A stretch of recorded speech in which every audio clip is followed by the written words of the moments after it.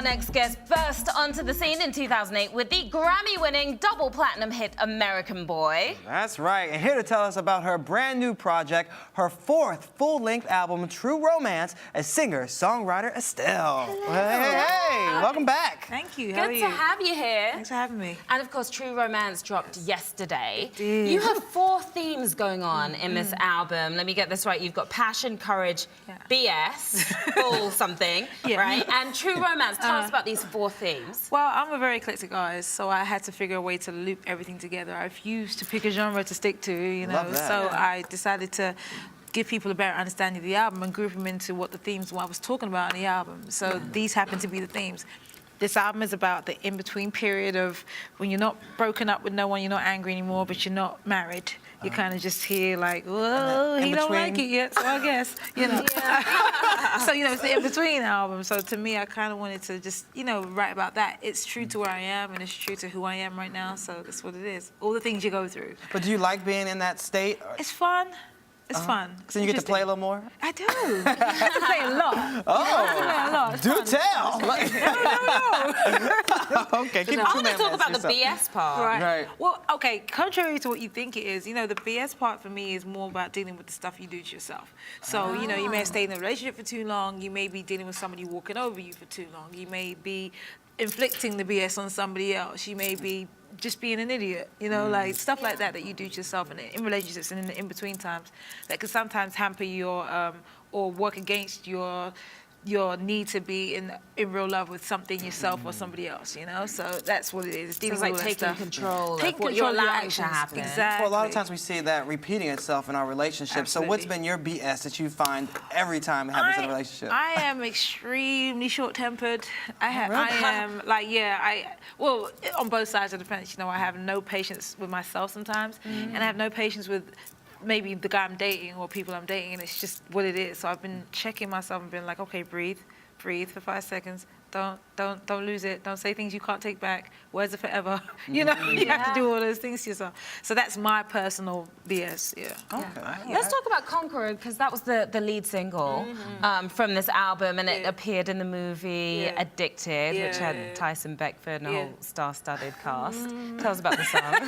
Well, Conqueror is... Wait, why'd you make that face when you... Because you said Tyson Beckford. Okay, She started thinking about them scenes in the movie. Man, listen. Those They shirt told off me that scenes. film and I was like, who's in it again? Oh my God.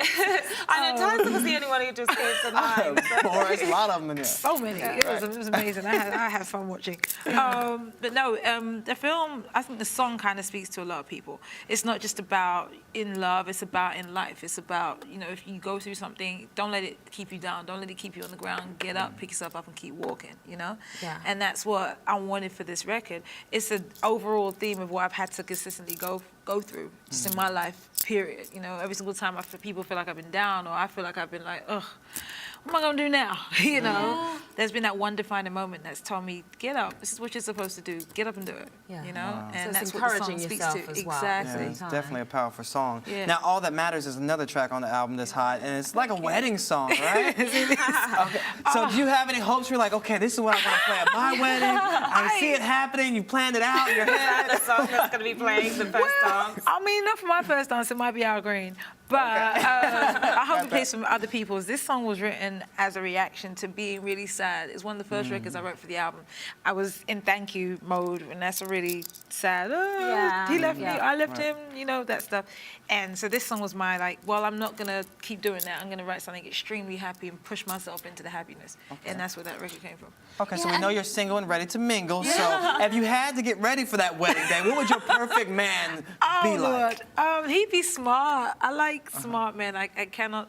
I need a Is there a conversation. celebrity man out there? If you had to pick today, Lord, that's if you had to pick That's today, hard. Estelle, who would that husband be? All right, all my girlfriends want me to marry Common, which is just like, girls. Common. Girls. That would It's be like my a good brother. He's a smart guy. I know, he's like my brother, so, you know, he's family. Hey, it's best to be friends first. I'm you just know saying. what? I'm just saying. man. We can make a love connection right here on the ride. Covenant's family. Covenant's family. Okay, family, fair enough. All right. Now, you've talked about how this was kind of a difficult album for you to make. You'd just gotten over a breakup, or you were dealing with a breakup of a 4-year relationship. Yeah, it was, and that was, I had Thank You, and I was singing Thank You, and I had All of Me, the last record, and the entire time I was singing that, you know, I was like, well, okay, halfway through that period, I got over it. I was like, well, I'm happy now, I'm good. I got over this period.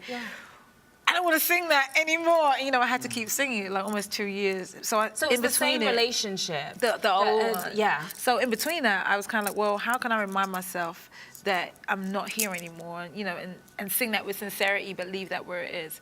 And these records, I started recording these records in the interim, kind of like a, you're okay, you're all right, don't fall back, don't keep being bitter, don't keep being angry. I almost hate to bring it up now as a, you know, as a precursor to the album, because it's like, it feels so long ago, it feels like, oh, that was. But people can relate though, because Absolutely. everyone's been through a bad breakup. Yeah, definitely. Well, you're not only dealing with music.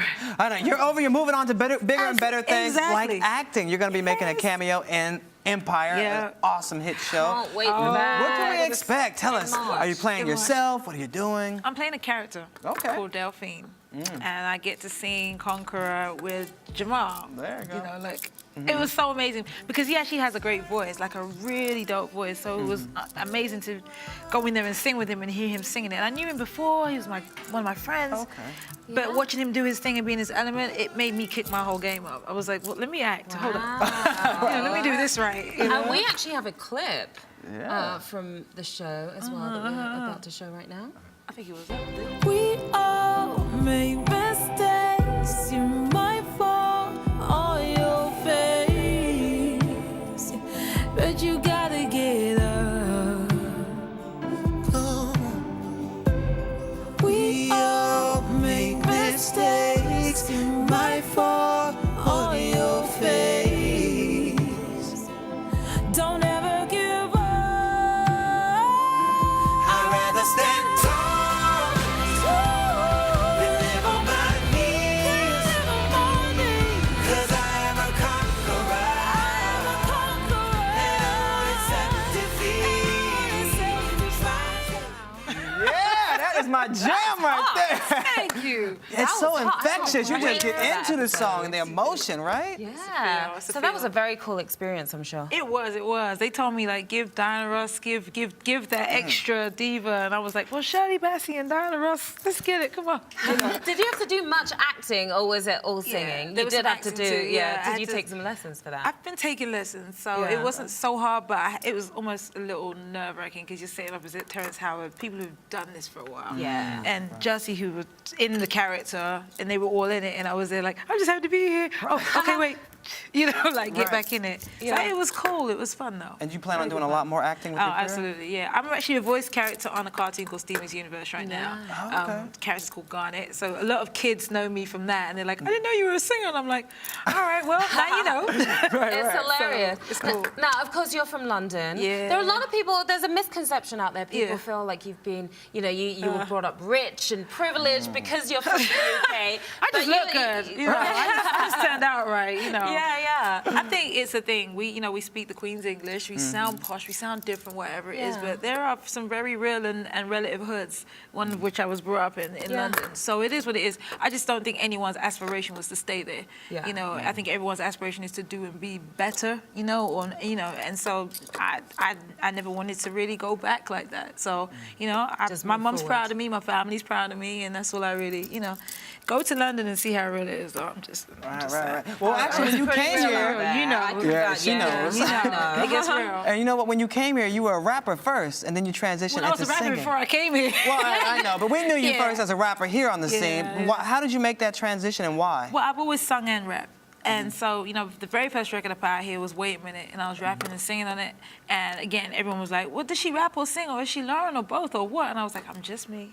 I'm just me, you know? And then American Boy came out, that went through the sky, and everyone was like, well, then you're a singer. It was, I've had that my whole career. I do both.